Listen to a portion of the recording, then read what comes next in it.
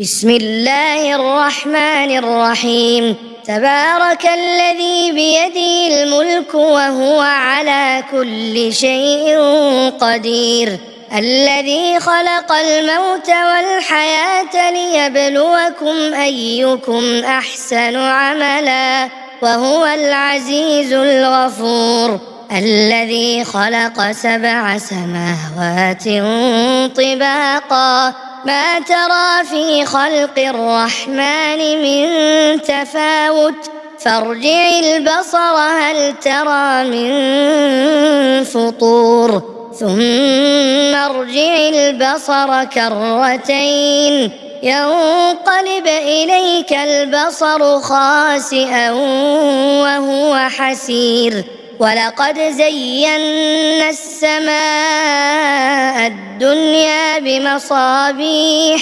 وجعلناها رجوما للشياطين وأعتدنا لهم عذاب السعير، وللذين كفروا بربهم عذاب جهنم وبئس المصير.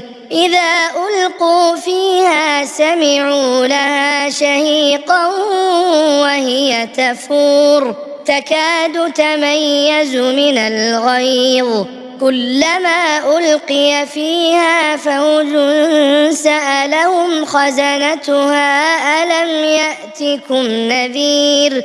قالوا بلى قد جاءنا نذير فكذبنا وقلنا ما نزل الله من شيء إن أنتم إلا في ضلال كبير. وقالوا لو كنا نسمع أو نعقل ما كنا في أصحاب السعير، فاعترفوا بذنبهم فسحقا لأصحاب السعير. إن الذين يخشون ربهم بالغيب لهم مغفرة وأجر كبير. وأسروا قولكم أو اجهروا به إنه عليم بذات الصدور. ألا يعلم من خلق وهو اللطيف الخبير.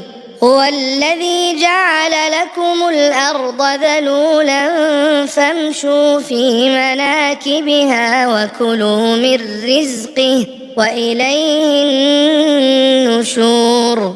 أأمنتم من في السماء أن يخسف بكم الأرض فإذا هي تمور أم أمنتم من في السماء أن يرسل عليكم حاصبا فستعلمون كيف نذير. ولقد كذب الذين من قبلهم فكيف كان نكير.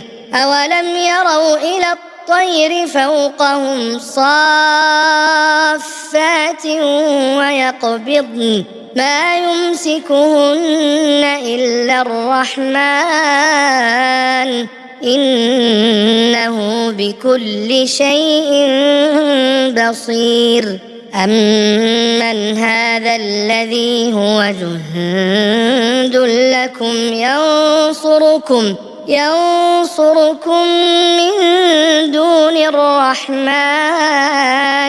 إن الكافرون إلا في غرور. أمن هذا الذي يرزقكم إن أمسك رزقه بل لجوا في عتو ونفور. أفمن يمشي مكبا على وجهه أهدى أمن يمشي سويا على صراط مستقيم. قل هو الذي أنشأكم وجعل لكم السمع والأبصار والأفئدة قليلا ما تشكرون. قل هو الذي ذرأكم في الأرض وإليه تحشرون. ويقولون متى هذا الوعد إن كنتم صادقين قل إنما العلم عند الله وإنما أنا نذير مبين فلما رأوه زلفة سيئت